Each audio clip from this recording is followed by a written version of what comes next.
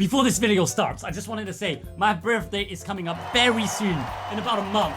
So you guys can send me letters or whatever the fuck you want really to my P.O. box. Boop, it appears somewhere on the screen right now. Be sure to send me something pretty fast. Take a screenshot of it if you need to. I will open your letters or whatever live or on a video, so you will be featured on the channel. Don't miss that opportunity. Alright, enjoy the video.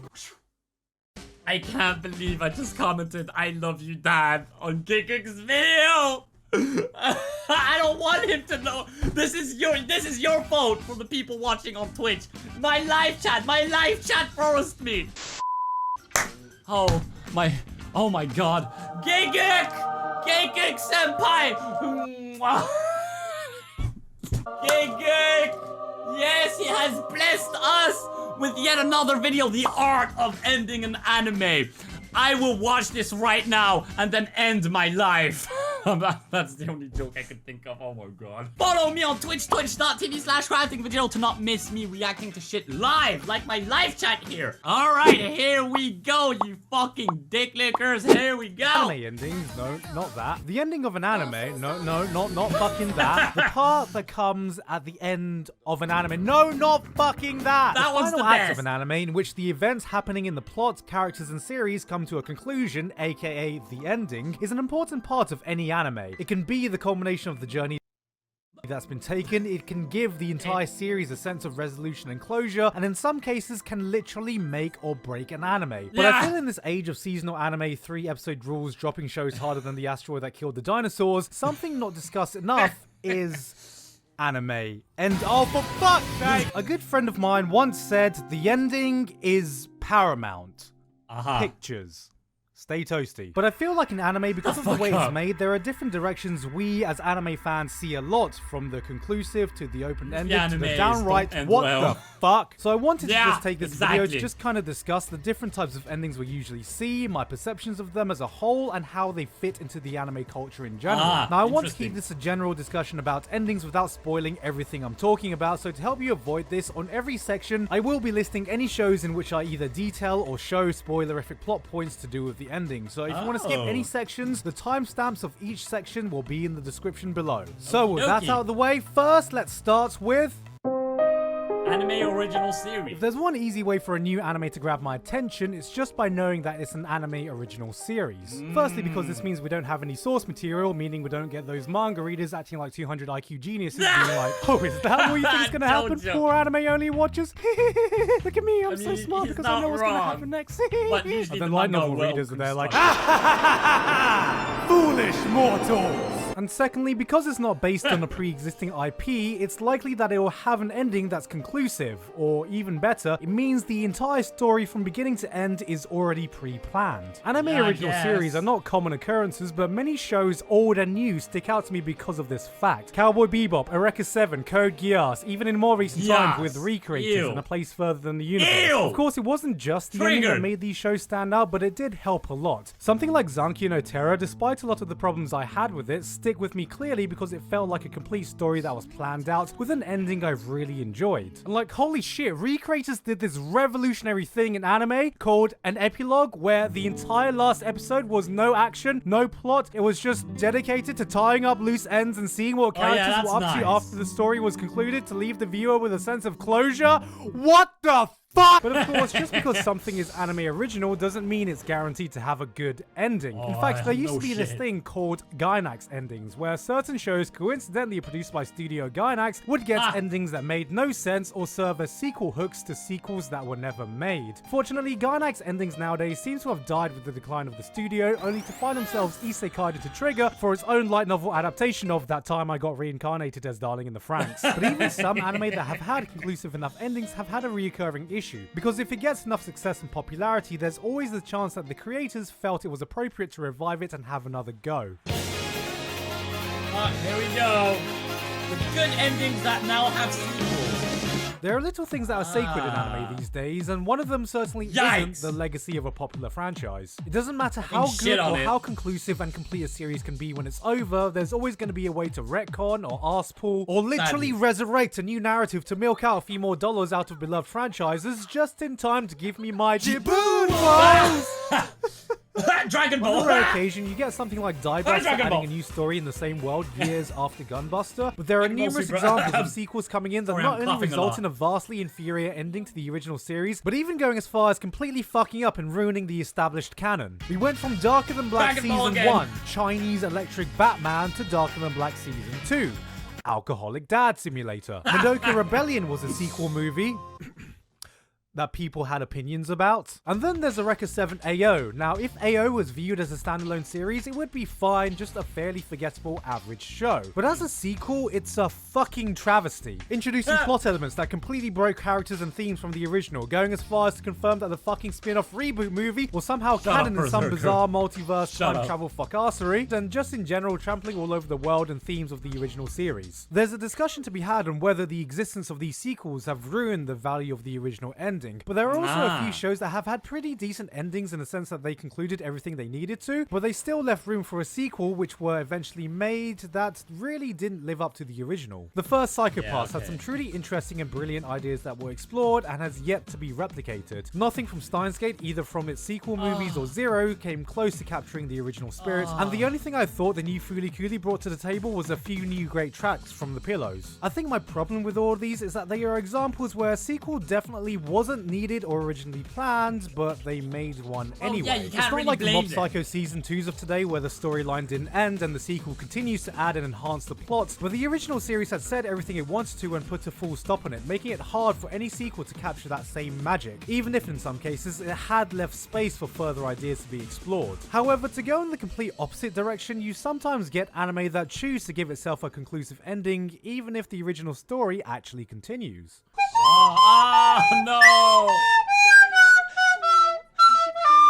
I Kind of wonder lost what we're arts gonna nowadays, talk that about anime that follow now. the source material Not up to a Tokyo point Ghoul. only to diverge from it, giving an ending that's more conclusive, either because the source material they are adapting from is still incomplete or far too long to cover in the episode counts they are given. recorder, Now when I yeah. say it's a lost art, I mean it kind of dug its own grave, set itself on fire, then jumped in head first. Soul Eater, Claymore, Hellsing, Blue Exorcist, Gantz, Akame ga Kill. While all of these shows had conclusive endings that stopped at the point before the manga had, instead of achieving their purpose of ending the series in a satisfying way, it just made fans want to end themselves. The problem with anime original endings is that when an anime tries to go a different direction in order to give an ending that's more conclusive, you miss out on the proper build-up and foreshadowing to make this happen. This is made even more confusing when you get sequel seasons that continue to follow the manga for an anime that's already been given a conclusion. In most cases, you can just pretend the final anime-only arc didn't happen and just continue business as usual, but occasionally you get something like Tokyo Black Ghoul Butler, Route yeah. A, the completely anime-only sequel to Tokyo Ghoul, aka Tokyo Ghoul Season 2. Not to be confused with Tokyo Ghoul Re Season 2, which is the second season to Tokyo Ghoul Re, the sequel season to Tokyo Ghoul, because Tokyo Ghoul Route A, aka Season 2, doesn't follow the manga. So that makes Tokyo Ghoul Oh Re my the God. canon second season of Tokyo Ghoul, except Tokyo Ghoul Re, aka canon second season, doesn't immediately continue the events of Tokyo Ghoul Season 1. I mean, why the fuck would it, right? So instead, it continues on from Tokyo Ghoul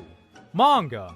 Obviously, which was never fully adapted into an anime, which makes it really easy to follow. So if you're an anime-only watcher, it's actually pretty simple. All you need to do is watch Tokyo Ghoul, then read the Tokyo Ghoul manga, then watch the Tokyo Ghoul live action, then comes the Tokyo Ghoul musical, then Tokyo Ghoul Grand Order for the Nintendo DS, and then after you've done all that, you're finally ready to play Kingdom Hearts Nintendo 3. To my recollection, the DS. only anime original ending that has my been positively God. received Yeah, I has have been watched the original Akame ga Kill, Fullmetal yeah. Alchemist. And what made this possible was the fact that since the anime started diverging by the halfway point, it was able to carve out its own narrative and tackle things in a different way, giving much more adequate time to set up its ending, and for its time, people were satisfied considering the original manga was still ongoing. Yeah. Having said that though, nowadays I get the sense that this ending is looked down upon because we now is. have Brotherhood, which remakes the entire series to give an ending the majority seem to 1,000 times agree better was as much well. better than what we originally got. And this is why I feel you just don't see this kind of ending nowadays. If you diverge from the source material, it's very hard to make something satisfactory even if you make it conclusive, and fans seemingly would much rather be left hanging than given a conclusion that absolutely sucks dick. And that leads us to our next section, in the technical term we know as...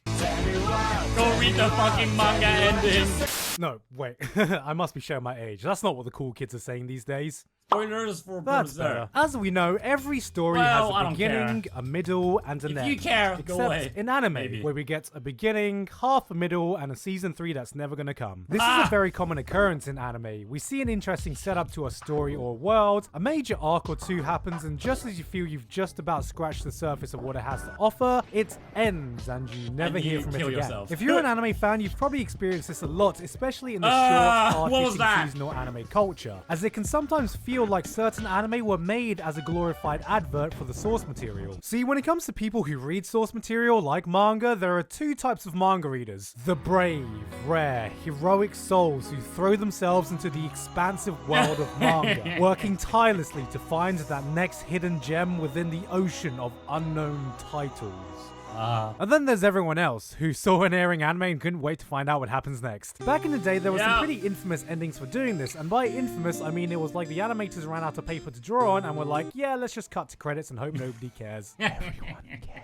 Air Gear, Batum, the original Hunter x Hunter, High School of the Dead. These just ended right in the middle of a story arc with all number of story threads up in the air before just stopping dead. No conclusion, no promise of another season, just cut to credits. And then you had the original Berserk, which didn't just stop in the middle of a story arc, but right in the middle of the most shocking, scarring turn of events that literally destroyed a man, leaving him bleeding tears of blood, screaming in anger in a state of shock, betrayal, aghast at the events that just unfolded. And that was just me. I don't even know how Guts felt. Back then, fans would have sold their soul to see what happens next. And little did we know that 20 years later, we'd get our wish. Yeah, we got our wish, right? We have no right to complain. We got our fucking wish. Who made a deal with the fucking Behelits to make this wish come true? Nowadays, what I will say is that seasons at least are more carefully planned out so audiences get some kind of closure in the arcs that they tackle. But still, if you've been an anime fan for a while, I'm sure you've gotten used to the feeling of waiting for a season 2 or 3 that's may or may not ever come. Absolutely. Whether that be ReZero. Holy fucking shit. Are you Yeah, I serious? was No Game, so No Life. Spice and Wolf. hyped. The Devil Was a Part-Timer. And I am still hyped. Adaptation we can be proud of. Or countless other shows. If you're lucky, you may get another season, or I guess the hot new thing nowadays is sequel movies. Oh, look at that sexy boy walking down the red carpet. But even then, will it ever even come close to completion? Not likely. Part of the life cycle within the anime and manga culture is that we get an anime adaptation when you have a hot title, and that rarely happens after a title has already ended. On the rare occasion, you get something like Devilman Crybaby, where the anime is adapting an old title that's finished, but more often than not, you find yourself finishing the anime, then when you catch up to the manga or light novel, the story is still at least a few years away from completion. One thing I both love and hate about the medium of anime is just how many new shows with massive variety we constantly get. But the downside of that is, as an anime fan, you get used to being introduced to stories, characters, and worlds which you know you're never gonna see the ending of. And honestly, I think that's kind of a shame, because to me, even though I don't think the ending is always the most important factor, a lot of the anime that have stuck in my mind years after they have finished are the ones that end.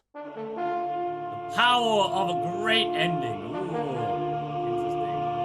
Spoilers for Code Now, Geass. you may be sitting there wondering why I cared enough about anime endings that I would want to make a whole video on it. I care a little that's bit, because I just never wanted finished to it. express how Too bad much for me. I value a great ending. While I don't think every series needs a fantastic ending or even a proper ending for it to be a fantastic series, the ones that do have one, I never forget. My favorite anime ending of all time still is Code Geass's original ending. Oh, the original, now, I've over a seen it. decade later, when I think back to Code Geass with the second season in mind especially, I don't remember the complete mess it was at times, the complete flip-flopping of characters that suited whatever the plot needed, or whoever the fuck this little shit was. Does anyone remember the cat episode?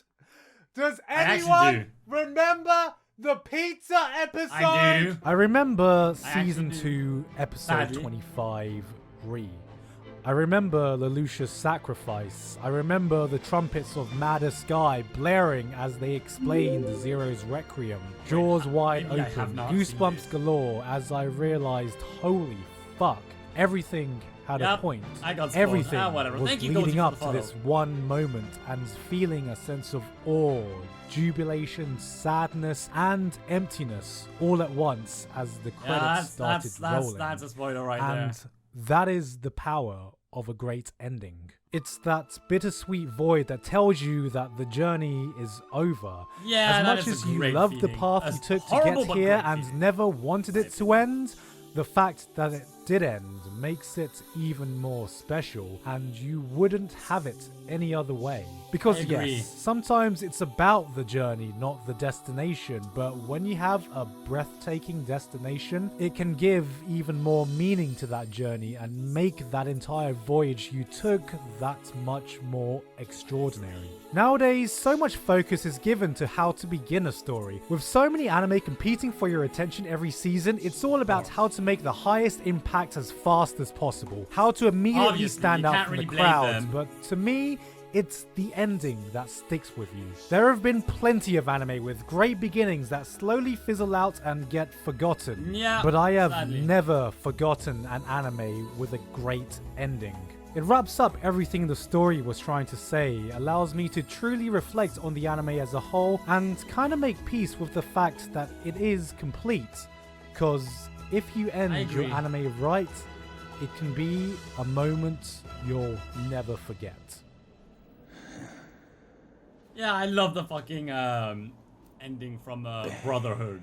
That was a fucking great ending. Spit some crafting videos. What is happening in my chat? The end. Guys, hope you enjoyed that video. We did it, Gigguk. That was a beautiful video. I don't agree with everything you said, but it's beautiful, and God, I swear one day I will lick your butthole. Mark my words!